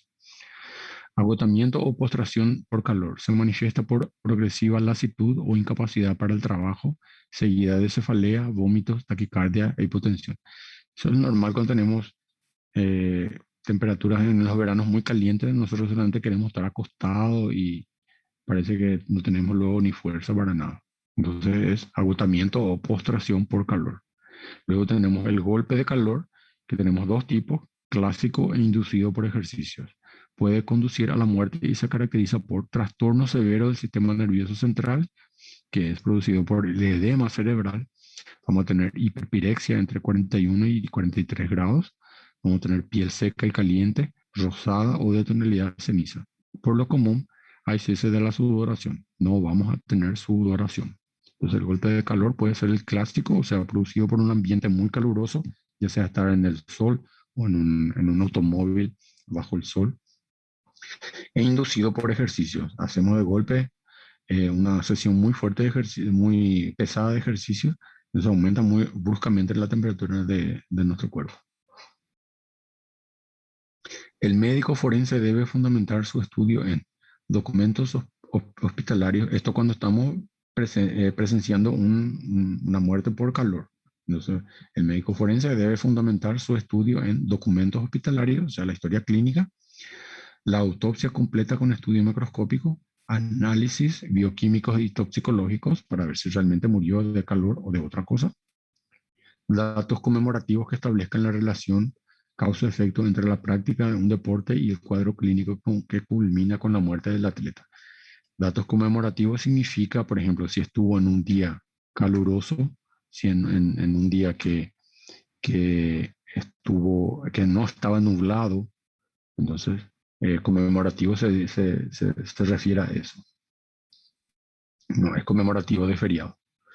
La hipertermia maligna es el síndrome inducido por fármacos que se presenta en relación con la anestesia general. Entonces hay casos de que vamos a tener hipertermia maligna y es producida por la anestesia general. Se caracteriza por un consumo de oxígeno de 2 a 3 veces el normal y un aumento de la temperatura corporal de 1 grado centígrado a cada 5 minutos, hasta llegar a los 43 grados centígrados. Se presenta en individuos con predisposición genética para esta entidad. Entonces ahí tenemos más una causa de muerte por calor. Entonces, la hiperpirexia, hipertermia maligna. Problemas médico-legales. El médico legal, ¿qué es lo que le importa al médico legal? Cuando encuentra ya un cadáver así. ¿Estaba viva la víctima cuando se inició el fuego o el golpe de calor o algo por el estilo. Entonces, dos signos ayudan a aclararlo. La presencia de carboxihemoglobina en la sangre que se forma al combinarse el monóxido de carbono originado por el incendio con la hemoglobina y le da a la sangre y vísceras una tonalidad rosado cereza. El otro signo es la presencia de partículas de carbono en las vías respiratorias, especialmente en la tráquea. La ausencia de humo o carbón en laringe o tráquea no descarta que la persona estuviera viva al empezar el incendio. Esto en un caso de un incendio, por ejemplo. Entonces, si encontramos a una persona muerta en un lugar donde hubo un incendio, entonces tenemos que ver, ¿estaba viva la víctima cuando se inició el incendio? Porque pudo haber la víctima estado muerta y el asesino le prendió fuego a la casa. Entonces, simula un accidente, pero tenemos que saber si realmente estaba viva la persona cuando había hubo el incendio. Entonces vamos a mirar su tráquea, su vía respiratoria y vamos a ver su sangre para ver si encontramos carboxihemoglobina en vez de hemoglobina. ¿Me dio alguna condición patológica o tóxica que impidió a la víctima de escapar? Por ejemplo, si la persona encontramos en un incendio también, encontramos una persona muerta y ahí tenemos que ver si tenía alguna condición patológica o tóxica que le impidió a la víctima escapar. Por ejemplo, estuvo, qué sé yo, tomando alcohol y estuvo totalmente desmayada o drogada. Y ahí viene un asesino y le prende fuego a la casa. Se puede ocurrir dos eventualidades: el incendio como causa concomitante o contribuyente de la muerte, por ejemplo, un cardiópata agonizante, y la necesidad de distinguir entre lesiones antemuerte y artificios postmuerte. Entonces, puede ser en el caso, por ejemplo, un cardiópata que le dio un infarto y después se le prendió, estaba, digamos, qué sé yo, con una vela en la mano y al caerse la vela, eh, agarró una cortina y ahí, sí, ahí empezó el incendio. Entonces vamos a ver un cadáver y la persona murió de ataque del corazón, pero vamos a encontrar un cadáver quemado. Tenemos que saber si realmente la víctima estaba en alguna condición patológica o tóxica que impidió escapar. Además del fuego, ¿hubo alguna condición que causara la muerte? Pueden ocurrir dos eventualidades: el incendio como causa concomitante o contribuyente de la muerte, por ejemplo, el cardiópata agonizante y y la necesidad de extinguir la muerte. Esa ya leí. Identificación de la víctima. Los elementos más confiables para identificar un cuerpo carbonizado son las características dentarias, la arcada dentaria y las anomalías óseas congénitas o adquiridas. Por ejemplo, una persona que tuvo en su adolescencia una fractura qué sé yo, del brazo o de la pierna, va a tener el callo óseo. Eso en una radiografía vamos a buscar las fichas de su historia clínica, vamos a ver que tuvo una fractura. Entonces si en el cadáver encontramos el callo óseo vamos a saber que se trata de la persona que estamos sospechando. Entonces, la otra manera es la arcada dentaria. Cada arcada dentaria es única y es como si fuera una impresión digital. Y teniendo en cuenta también que el tiempo para destruir un cadáver en un horno familiar, en un horno común, es de 15 a 40 horas para el cadáver de un adulto y de 50 a 70 minutos para un feto. Entonces, más un dato mórbido para que ustedes sepan. Lesiones por electricidad. En cuanto al cuadro clínico, ¿alguna duda con respecto a la parte de quemadura? A ver si entramos ya las lesiones por electricidad, que también producen quemaduras.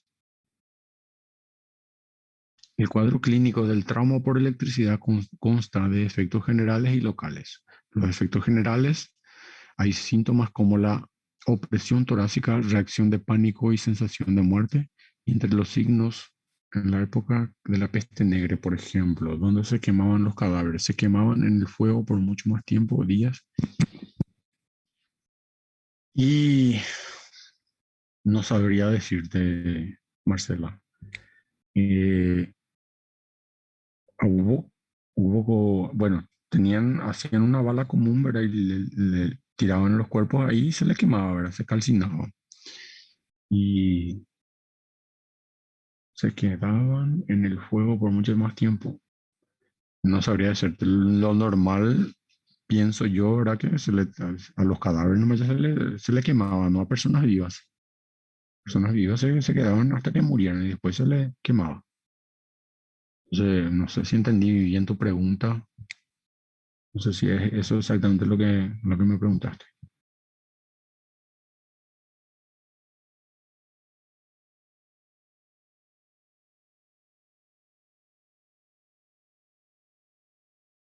Sí, pero creo que el tiempo es mayor por estar en un ambiente abierto.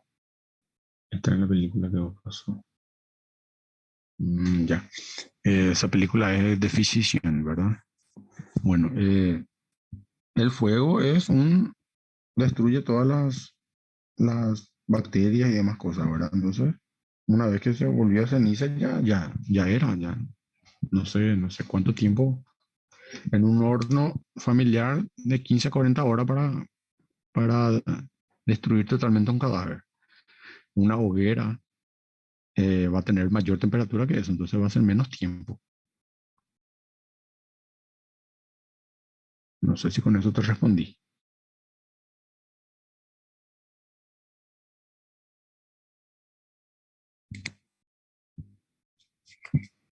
Bueno, en el caso de la electricidad, estamos hablando de efectos generales y locales. Los efectos generales vamos a tener síntomas como opresión torácica, reacción de pánico, sensación de muerte. Entre los signos que se encuentran en el electrocutado, vamos a tener el rostro azul, si hay tetanización de músculos respiratorios, o sea, va a estar una persona, ¿cómo se dice? Cianótico. Entonces, hay tetanización de los músculos respiratorios, la persona va a estar sin aporte de oxígeno, va a estar cianótico cuando encontremos muerto, cuando le encontremos muerto. O electrocutado de rostro pálido, si hay paro cardíaco, o sea, si la descarga eléctrica afectó principalmente al corazón, va a haber un paro cardíaco y la persona va a estar, eh, no va a estar cianótica. Y tenemos el falso hongo de espuma sanguinolento por boca y nariz, cuando afecta al pulmón. Porque tenían miedo de la diseminación de la enfermedad, entonces creo que dejaban hasta que se destruyese completamente el cadáver. Y sí, pero eh, en una hoguera, no hace falta que queden días y días, ¿verdad? Si en un horno común, de una cocina común, 15 horas tardas para calcinar totalmente un cadáver, en una hoguera que te va a poner mucho más temperatura, va a ser mucho más rápido, ¿verdad? Pero sí, lógico, dejaban hasta que se convierta en ceniza, ¿verdad? Ellos lo que querían era tener la seguridad de que el patógeno termine ahí. Entonces, bueno, el rostro azulado es solamente en una persona que fue electrocutada. Y sí, hay dos tipos de electrocutados, el del rostro azul y el del rostro cálido, dependiendo cuál fue el órgano, cuál fue el sistema que paró primero. Si paró primero tu aparato respiratorio, ¿verdad? O sea, se paralizó tu músculo por el efecto de la electricidad, hubo tetanización, paró tu músculo respiratorio, el corazón sigue bombeando, va a bombear y vamos a tener eh, el individuo va a quedar cianótico porque no hay aporte de oxígeno. Pero si el que paró primero fue el corazón, simplemente la persona va a estar muerta y vamos a encontrarle no cianótico, sino un rostro normal. Porque mi abuelo falleció porque le picaron muchísimas abejas y especialmente en su cara dejándolo azul. Era alérgico. Claro. Bueno, ahí no tiene relación con la electrocución, ¿verdad?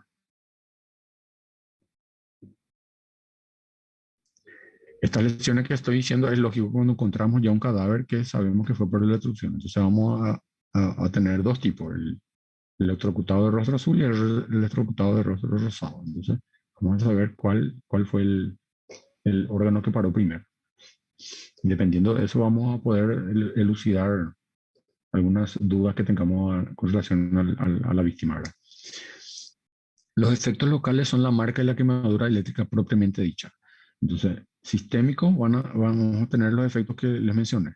Y la parte que produce realmente la quemadura es el efecto local, en donde entró en contacto la piel ya sea con el cable o en donde cayó exactamente el rayo, en qué parte del cuerpo le tocó.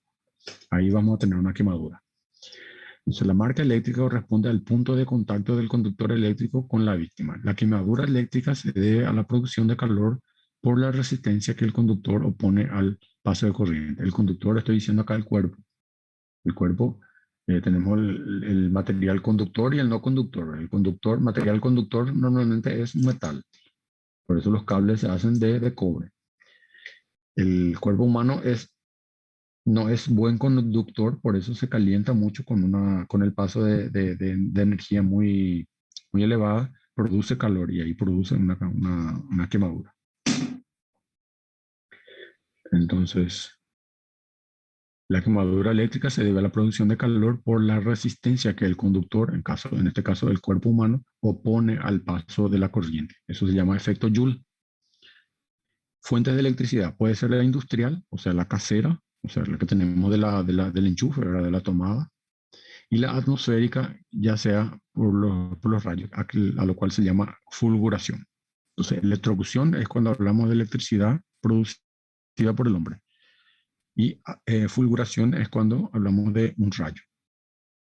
En la electrocución, la marca eléctrica puede ser circular, dura, grisácea o parduzca, de pocos milímetros con una zona central hundida donde hay depósito de metal del conductor. Esa temperatura fue tan grande que inclusive derretió el metal conductor, el pedazo del cable, y ese se quedó depositado en el fondo de la herida. Y con frecuencia una aureola de piel blanqueada en la periferia, supuestamente por el espasmo arteriolar que induce la corriente al actuar sobre los músculos de la pared vascular. Entonces, ¿se acuerdan que cuando teníamos una quemadura producida por algo caliente o, o en la bala misma se producía un anillo de piel quemada? Acá vamos a tener un anillo de piel blanquecina producida por un área que no va a estar irrigada por sangre. Entonces vamos a tener un área de piel más clara. Vamos a tener un espasmo arteriolar y no vamos a tener circulación en esa zona. Entonces va a ser una piel más pálida, más blanquecina. Se produce cuando el extremo del conductor hizo contacto perpendicularmente con la piel. Vamos a tener una forma elíptica, negruzca, rodeada por un halo rosado de sangre acumulada por la fuerza de la zona de piel blanqueada y se produce cuando el contacto con el conductor fue tangencial. O sea, cuando tenemos un cable, eh, entramos en contacto en forma por el borde del cable, por el costado del cable, vamos a tener una marca más alargada y elíptica, no circular. Vamos a tener la ampolla grisácea por desprendimiento o despegamiento local de la epidermis. Se observa cuando el contacto se hace en la palma de la mano o el dorso del pie. Entonces, esa ampolla grisácea vamos a tener en el local principalmente de contacto con el conductor o con el rayo, ¿verdad? En donde entró, le golpeó el rayo. Y normalmente vamos a tener en manos y pies, entonces. En el pie siempre vamos a tener porque es el último lugar donde la descarga eléctrica abandona el cuerpo. Entonces normalmente estamos parados. Entonces al hacer tierra es el último lugar donde abandona la carga eléctrica. En la electrocución, la quemadura eléctrica se presenta como un conjunto de círculos de piel apergaminada o grisácea, de bordes netos, ensacabocados, o sea, eh, como si fueran arrancados pedacitos, sin reacción inflamatoria. Además, puede existir quemadura por llama con su característico contorno geográfico. Entonces, vamos a tener también en algunos casos, eh, dependiendo de cuánto fue el calor producido, vamos a tener también una llama en el local de la electrocución. Investigación médico-legal. ¿Qué le interesa al médico legal? Debe incluir los siguientes aspectos. Examen de los dispositivos eléctricos que la víctima manipulaba cuando lo sorprendió la muerte. Entonces vamos a tener una persona, qué sé yo, que estaba en el baño secándose el cabello y pisó el piso mojado y tocó un pedazo del cable que estaba pelado o algo por el estilo. Entonces vamos a buscar dispositivos eléctricos que estén cerca de la víctima para saber si realmente fueron ellos los que produjeron la descarga eléctrica. Circunstancias de la muerte, vamos a ver la proximidad con una fuente de electricidad y vamos a ver el desarrollo inexplicable de la rigidez cadavérica prematura. Entonces vamos a buscar esos signos. Vamos a hacer fotografías para documentar el escenario y autopsia, fotografiar la marca eléctrica en el cuerpo y la quemadura eléctrica en el cadáver o en las ropas. En la fulguración, el traumatismo consiste en fulguración, recuérdense que es cuando hablamos de un rayo.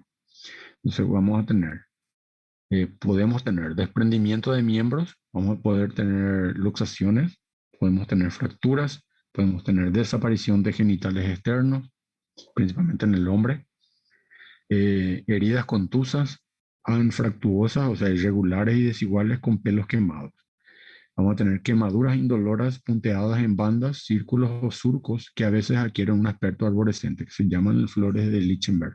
Estas imágenes están todas en el video que les puse ahí en la plataforma. Manchas metálicas que se producen por collares y brazaletes. O sea, vamos a tener estampado en la piel el formato, por ejemplo, si la persona estaba con una pulsera o un collar que tenga alguna forma qué sé yo, de una cruz o un corazón o una estrella, lo que sea, va a dejar una marca por la piel en ese formato también. Vamos a tener ruptura de la membrana del tímpano en el 81% de los casos. El tímpano es una membrana muy, muy finita, de apenas 3 células, entonces es fácil romper. Entonces, si encontramos un cadáver tirado en el piso y después miramos si su tímpano está roto, eso nos da una fuerte evidencia de que fue una descarga por rayo. Investigación médico-legal. Comprende el estudio del escenario de la muerte, el examen del cadáver y el análisis de datos conmemorativos. Conmemorativo, yo le dije, sería si en ese día estuvo lloviendo, si hubo descarga eléctrica, tormenta eléctrica o algo por el estilo. En la investigación, en el escenario pueden encontrarse vitrificaciones de arena. El rayo, cuando toca la arena, funde la arena y transforma en vidrio. Entonces vamos a ver pedazos de vidrio. Imantación de objetos, vamos a ver los objetos metálicos que están cerca, van a estar imantados, van a tener magnetizados. Y desimantación de objetos imantados, por ejemplo, una tarjeta de crédito que es magnetizada, va a estar totalmente desmagnetizada. En el cadáver vamos a examinar y vamos a encontrar ruptura o desprendimiento de ropas, chamuscamiento de pelos y las flores de Lichtenberg, que son esas marcas en forma de hojas, de ramas, que vamos a ver en la piel, que por donde pasa el rayo, probablemente la descarga eléctrica, y va formando unas quemaduras en forma de árboles. Los datos conmemorativos se refieren a la relación cronológica entre la fecha de un rayo y un relámpago en la región y la cronología de los fenómenos cadavéricos en el cuerpo de la víctima. Entonces vamos a ver si en ese día hubo rayos o no. Luego tenemos las quemaduras por radioactividad. Entonces, ¿quiénes van a ser las personas que van a estar más propensas? Gente que esté manoseando elementos que tengan cosas radioactivas, por ejemplo. Este tipo de trauma suele ser accidental, atribuido a la exposición a radioisótopos, generadores de rayos X, aceleradores de partículas, acá en este caso, generadores de radar, fuentes similares de radiación ionizante. Entonces, dependiendo de algunas personas que tengan alguna profesión que estén manoseando este tipo de elementos que producen radiación ionizante, vamos a tener quemaduras. ¿Quiénes van a ser? Radiólogos, mineros de uranio, operaciones en plantas nucleares, personal militar. Entonces, en estas personas vamos a poder tener quemaduras por radiactividad. ¿Y cómo son esas lesiones? Las lesiones son localizadas y aparecen durante los 2 primeros meses. Al principio como un edema de la piel, acompañada o seguida de depilación, o sea, se caen todos los pelos, ausencia de sudoración, ese pedazo de piel no va a producir más sudor. Estas lesiones de la piel se llaman radiodermitis y se distinguen en agudas y crónicas. Las radiodermitis agudas se dividen en 3 grados, así como en la quemadura vamos a tener primer grado, segundo grado, tercer grado y cuarto grado. Cuarto grado ya no, vamos a tener crónicas. El primer grado es igualito que la quemadura. Entonces, incluye una etapa de un mes de pérdida temporal del cabello y luego una etapa eritematosa que se prolonga 1 a 2 meses. De segundo grado vamos a tener formación de ampollas, que eran los flictenas, que tardan de 2 a 4 meses y dejan cicatriz atípica. Tercer grado se caracteriza por la llamada úlcera de Röntgen, que es una verdadera necrosis que puede llegar hasta el hueso. Y la radiodermitis crónica consiste en úlceras de evolución tórpida con dolores neuríticos y pueden sufrir transformación maligna, o sea, puede transformarse en un carcinoma epidermoide. Había un seriado que no me acuerdo si era en Netflix o si era en Amazon, que hablaba de ¿cómo se llamaba la usina nuclear hasta que reventó? Chernobyl. Bueno, ahí hablaba muy bien de estas quemaduras producidas por radiación. Entonces, son quemaduras que aparecían después de haber sido expuesto a la persona. No era en el mismo día o en el instante como sucede en una quemadura por objeto caliente. O sea, al instante sucede y por la radiación sucede después. La radiodermitis crónica entonces consiste en úlceras de evolución tórpida con dolores neuríticos, o sea, lo que duele es el nervio, pueden sufrir transformaciones malignas y transformarse en un carcinoma epidermoide. Diagnóstico médico legal se fundamenta en la historia clínica, alteraciones macroscópicas, alteraciones histológicas y diagnóstico diferencial. Lesiones por agentes químicos, acá vamos a tener los ácidos y los álcalis. Y se llaman cáusticos aquellas sustancias que puestas en contacto con los tejidos orgánicos reaccionan químicamente con ellos, produciendo su desorganización más o menos profunda, que pueden llegar incluso a su destrucción. Las lesiones que producen se conocen habitualmente con el nombre de quemaduras químicas.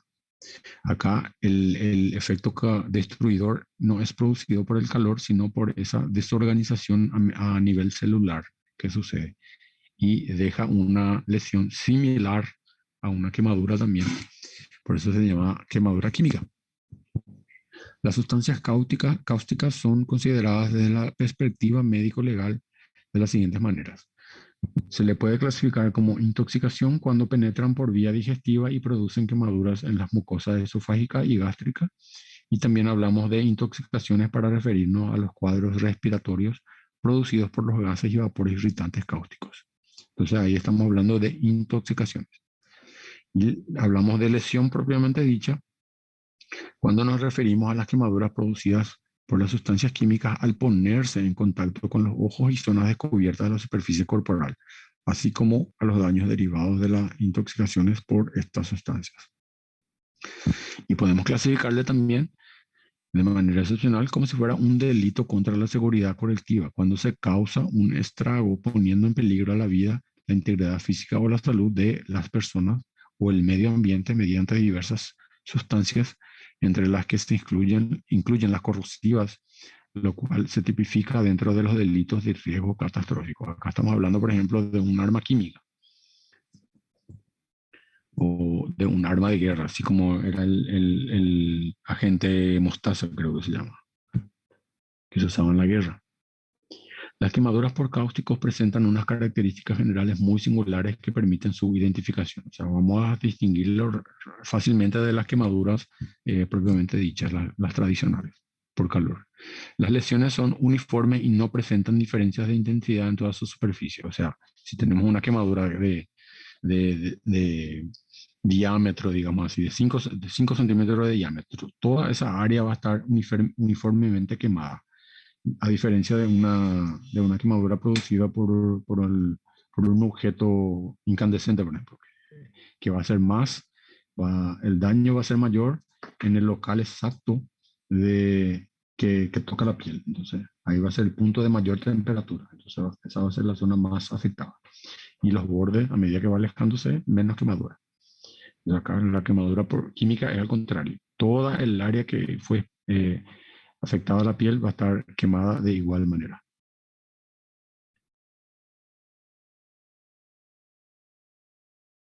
El cáustico actúa en todos los puntos que toca, lesionando la piel por igual. A diferencia de la llama, cuerpos en ignición y en general todos los agentes térmicos, en cuyas lesiones se distinguen zonas concéntricas con diferencia de grado. Eso es exactamente lo que le dije. Entonces acá vamos a diferenciar de esa manera. La naturaleza del cáustico modifica sensiblemente el aspecto de la quemadura. Entonces vamos a tener, por ejemplo, todos los ácidos van a producir escaras secas y coagulación proteica, pero su color va a variar de una sustancia a otra. Así el ácido sulfúrico origina una escara que inicialmente es blanca, blanquecina, y luego se hace violácea y pronto pasa a ser negra, muy dura, alcanzando un espesor de algunos milímetros hasta 2 a 3 centímetros. Ya el ácido nítrico produce escaras amarillas por formarse ácido xantoproteico soluble en los álcalis. El ácido clorhídrico es menos cáustico y su escara asume menor consistencia con una coloración gris violácea. El ácido fénico produce escaras blanquecinas. Entonces, dependiendo de qué tipo de ácido, vamos a tener diferente coloración de las escaras. Las escaras de los álcalis, a diferencia de los ácidos, son con independencia del que se trate, o sea, siempre van a ser blancas, translúcidas y húmedas. Y después se hacen jabonosas por la saponificación de las grasas. El otro se hacía dura, este se hace jabonoso y mal limitada. Según algunos autores, las escaras de las bases sódicas son menos untuosas por desecarse fácilmente a causa de la eflorescencia. Entonces, ahí, cuando tenemos eh, bases sólidas, es un poquitito diferente.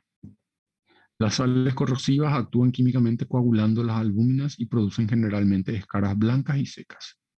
Y la hiperita, que es justamente lo que le dije que se usaba en la guerra, y demás gases bélicos producen vesículas o flictenas. Si el cáustico corrosivo ha actuado sobre los vestidos, es posible identificar la naturaleza química del agente. Para ello se lavan las telas atacadas, viéndose aparecer en los casos favorables una coloración típica del cáustico. Roja si se trata de ácido sulfúrico, amarilla si es de ácido nítrico. Con eso terminamos esta clase. ¿Alguna duda o comentario?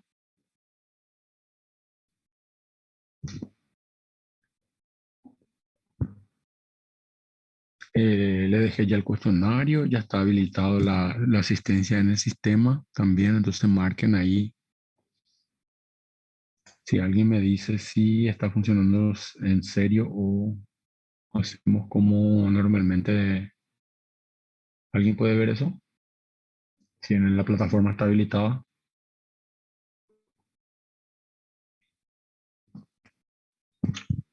Ahí está. Bueno, entonces ahí marquen su presencia. Cualquier dificultad que tengan, le pasan o al delegado o me escriben directamente a mí y ahí le marco yo la presencia. ¿Está bien? Ya tienen